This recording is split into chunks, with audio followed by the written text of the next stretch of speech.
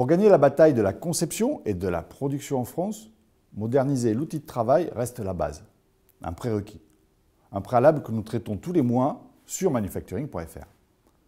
Alors, aux technologies pour mieux concevoir, tester, produire, se rajoutent d'autres critères tout aussi importants comme l'innovation, la formation, l'exportation. C'est cette alchimie entre compétitivité, coût et hors coût qui donnera les clés de l'industrie de demain. Une industrie qui sera adaptable, flexible, en amont intelligente. Tout comme le smartphone a remplacé le téléphone, cette smart industrie prendra le pas sur l'industrie. Pour aborder ces sujets, certes moins techniques et plus stratégiques, plus politiques, nous avons réuni un plateau d'exception avec entre autres Pierre Gattaz, Philippe Bernat, Olivier Beaujard, Jean-Claude Vollot, Henri Lachmann, Christian Audic, entourés d'un public d'industriels. Alors voici un rapide résumé de ce grand débat, monté en partenariat avec GL Events et le salon Industrie Lyon 2013. Un résumé apéritif de quelques minutes qui, nous l'espérons, vous poussera à regarder la version intégrale. C'est un débat qui a été tourné à la Maison de la Mutualité, dans lequel vous entendrez quelques idées révolutionnaires. Et au vu des 200 invités, attendez-vous à retrouver d'autres rendez-vous de ce type. Alors pour démarrer, c'est Pierre Gattaz, président du groupe des fédérations industrielles et du directoire de Radial, qui prend la parole pour parler d'adaptabilité des entreprises. Écoutons ce qu'il dit sur la compétitivité. Je crois qu'il y a deux concepts qui sont un peu théoriques, mais que je vais rappeler. Vous avez la compétitivité coût, la compétitivité hors coût. La compétitivité coût, c'est ce qu'on nous sert. On subit le coût du travail, le coût de la fiscalité, le coût de l'énergie, le coût des matières premières, le coût de l'euro. Quand vous êtes dans l'aéronautique, vous avez un marché qui est libellé en dollars. Moi, je livre des connecteurs ici présents de Château-Renaud à Toulouse en dollars. C'est quand même extraordinaire, ça. Bon. Alors, quand l'euro est très fort et quand le dollar est très faible, eh ben, je me retrouve en effet avec un prix de vente qui est diminué par rapport à mes coûts qui sont en euros. Donc ça, c'est ce que nous demandons quasiment au gouvernement, de nous servir un environnement français qu'on pourrait appeler business friendly. Monsieur le gouvernement, faites-nous une fiscalité, faites-nous un coût de l'écologie, faites-nous un coût du travail qui soit compétitif parce que notre marché est mondial. Bon, ça c'est le premier point. Et puis ensuite, il y a tout notre problème à nous. Alors, moi, je l'ai résumé au niveau de ma société Radial. Hein. Il y a 4 grandes choses qu'il faut qu'on fasse. Vous avez toute la grande partie d'innovation. Vous avez toute l'excellence opérationnelle, parce que quand vous innovez, il faut savoir produire derrière. Et puis ensuite, il faut savoir livrer, il faut savoir facturer, il faut savoir récupérer l'argent. On n'a pas fini avec l'idée seulement, ça ne suffit pas. Donc vous avez l'innovation, vous avez l'excellence opérationnelle, les procédés, les matériaux, le travail, la robotisation, l'automatisation. Ce sont des sujets extrêmement importants. Les matériaux, c'est quelque chose qui nous permet justement d'être différenciateurs, de nous différencier par rapport et de nous adapter. Ces petits connecteurs que j'ai ici étaient en bronze il y a 40 ans, sont passés en inox, en alu, en zamac, et maintenant c'est du plastique, c'est du composite. Donc si vous voulez, ça permet de se distinguer par rapport aux Chinois ou aux Indiens.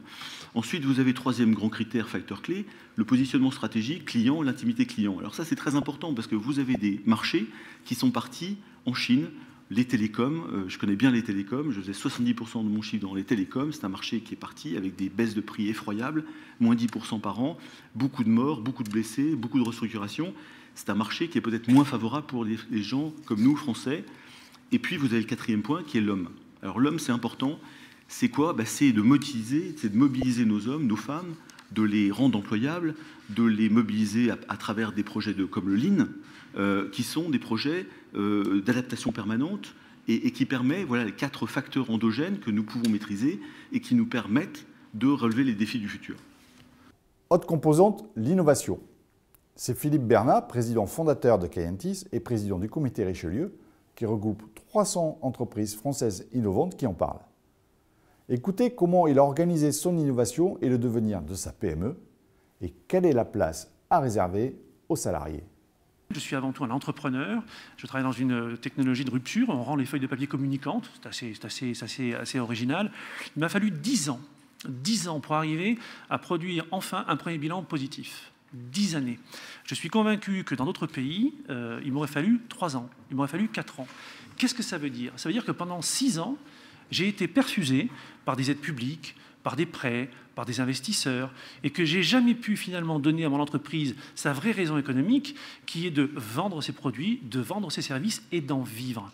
Voilà, donc là, il y a un vrai sujet, d'autant plus que pendant ces 6 années, je devais aller chercher des aides à droite et à gauche. Quand je vais chercher des aides, je ne suis pas sur mon cœur de métier, et finalement, je me disperse. Voilà, donc, si on arrive à la fois à faire percoler plus rapidement l'innovation dans les grands groupes, dans le tissu public, si on arrive également à faire en sorte que plus de gens aient envie d'entreprendre, et je reprends votre point, on a une attitude du marché triste, alors que finalement, les indicateurs ne sont pas si mauvais que ça.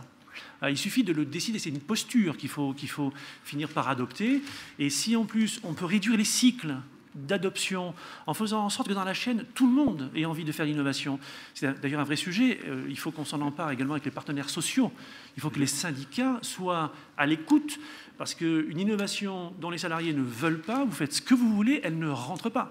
Et aujourd'hui, je ne suis pas sûr d'entendre chez nos partenaires syndicaux des discours très marqués sur « messieurs les entrepreneurs, les dirigeants, les patrons, innover », parce que si on n'innove pas, on ne s'en sortira pas. Alors dès lors qu'on aura fait tout ça et qu'on sera capable d'aller beaucoup plus vite dans les cycles d'adoption, on aura une économie qui sera beaucoup plus intéressante, rentable et motivante. Reste qu'innover, c'est bien, mais encore faut-il trouver les techniciens, les ingénieurs compétents. Et parfois, c'est là que le bas blesse. Trop souvent, on entend des entrepreneurs nous dire qu'ils ne trouvent pas chaussures à leurs pieds. Henri Lachmann, vice-président de l'Institut Montaigne, fait un état des lieux de la formation en France. D'un côté, on se flatte d'avoir une très belle démographie en France. Effectivement, il y a plus de naissances que de couples. Et d'un autre côté, vous avez 150 000 gosses qui sortent du système éducatif tous les ans sans qualification ni diplôme. Donc c'est 150 000 gosses dont une bonne centaine de milliers ne maîtrisent pas bien l'écriture, la lecture ni le calcul. Comment voulez-vous qu'ils deviennent des producteurs, bien entendu des consommateurs et encore moins des investisseurs? Et je pense que une des hontes de la société française, c'est l'échec scolaire. C'est l'échec de la formation. Et quelque part, on se flatte aussi d'avoir une formation des élites assez exceptionnelle, ce qui est vrai, mais la base ne suit pas. La base ne suit pas. Donc, je crois vraiment que le problème essentiel à résoudre maintenant, c'est la qualification de nos jeunes, c'est-à-dire leur savoir-être, leur savoir-faire, leur savoir-vivre. Et moi, je n'ai pas envie de vivre dans une société à bas coût, une société dont les salaires et les prestations sociales sont médiocres, voire moyennes. Je pense qu'il faut assumer des prestations salariales et sociales élevées, et ce qui va avec ça, c'est une qualification élevée. C'est comme en matière de marketing, on parle toujours de low cost, il faut plutôt parler de low price. Et moi, je pense qu'il faut parler de high price et de high cost. Et que quelque part, quand on aura formé nos jeunes et qu'on les aura qualifiés, on sera beaucoup plus compétitif. Alors que l'on parle souvent du produire en France, qu'en est-il du concevoir en France? C'est Olivier Beaujard, président du directoire chez Ségula Technologies, qui nous en parle. Et d'ailleurs, avec l'offshore, la sous-traitance des études techniques hors de France, assiste-t-on au début d'un processus d'externalisation de compétences? Travailler à l'international, qui est une chose, et faire de l'offshoring, qui est une chose différente. L'offshoring typique, c'est ce que fait beaucoup l'industrie informatique, où en fait on travaille pour, disons, pour aller vite, pour l'Europe de l'Ouest, basée en Inde, ou dans d'autres pays comme cela. Ça, c'est de l'offshoring pur et dur. Travailler à l'international, nous, par exemple, à notre taille, nous sommes une société qui fait 400 millions de chiffre d'affaires. Le troisième pays par nombre d'ingénieurs où nous sommes, c'est la Chine. Le premier, c'est la France. Il se trouve que historiquement, le deuxième pour nous, c'est l'Espagne. Et le troisième, c'est la Chine. Donc, mais ce n'est pas pour faire de l'offshoring. C'est parce que nous nous sommes développés avec des grands groupes français d'abord, internationaux et chinois maintenant, pour faire une activité pour le marché chinois. Et ça n'est pas ou pas encore de l'offshoring pour faire de l'ingénierie en Chine pour l'Europe de l'Ouest. Nous avons de l'offshoring à la demande de nos clients, d'ailleurs, qui est souvent une demande d'abord orientée prix, il faut appeler un chat, c'est orienté prix. Et dans notre cas, c'est de l'offshoring proche. C'est Roumanie, Tunisie, Maroc. Voilà, c'est de l'offshoring où on peut avoir des relations de proximité, voire de langage dans 2 des 3 cas que je disais pour le marché français. Et ça, c'est une chose qui est encore un peu limitée. Nous, on est à moins de 10% de notre activité qui est en offshoring, alors qu'on est à 25% à l'international. Mais c'est pas, l'un n'est pas dans l'autre. Ce sont deux approches différentes. Le social fait également partie des éléments indispensables de la Smart Industry de demain. À ce propos, l'exemple nous vient de Galapagos, une entreprise d'agroalimentaire gérée par Christian Taccard. Et donc Christian Lodic nous explique comment Christian Taccard gère le dialogue social dans ses entreprises. Il a mis en place aussi, à l'intérieur de son entreprise, une enquête sociale pour voir un petit peu quelles étaient les aspirations, mais aussi les idées de ses salariés. Et on s'aperçoit qu'à l'intérieur d'une entreprise et des entreprises agroalimentaires, très souvent, les innovations viennent de nos salariés, de nos bases, comme nos pertes d'ailleurs en termes d'économie. Quand on fait une étude sur le gaspillage dont tout le monde parle aujourd'hui, moi je voudrais bien qu'on arrête de parler de gaspillage et qu'on parle d'optimisation, parce que déjà c'est une orientation nouvelle vers nos métiers. Eh bien, quand on commence à parler de gaspillage et que l'on passe à l'optimisation, on s'aperçoit que nos salariés sont capables de nous dire « Mais attendez, la hiérarchie intermédiaire, là, elle ne me dit pas ce que je dois faire, donc je ne comprends pas ce qu'il faut faire sur la chaîne, donc ça part à la benne. » Et le fait d'avoir mis en œuvre, excusez-moi, je suis un peu brutale, mais le fait d'avoir mis en œuvre tous ces systèmes de discussion à l'intérieur de l'entreprise fait que chaque salarié se sent quelque part responsable de faire remonter de l'information et son chef, sa hiérarchie intermédiaire ne l'accueille plus en lui disant « Écoute, c'est pas tes oignons, ça te regarde pas. » Non, il dit « Ah, c'est peut-être une idée, je sais que je dois la faire remonter parce que c'est comme ça que mon entreprise résonne. » Dernier sujet qui reste peut-être le plus important, celui de l'exportation et par là même du commerce extérieur. Une courbe en chute libre en France. Jean-Claude Vollot, président de Dedienne Aerospace, ex-médiateur du crédit et des relations interentreprises, fait un constat et donne des clés des réponses. Un industriel français, il va regarder ce qu'il peut développer sur son pays, puis ensuite il va aller le décalquer ailleurs.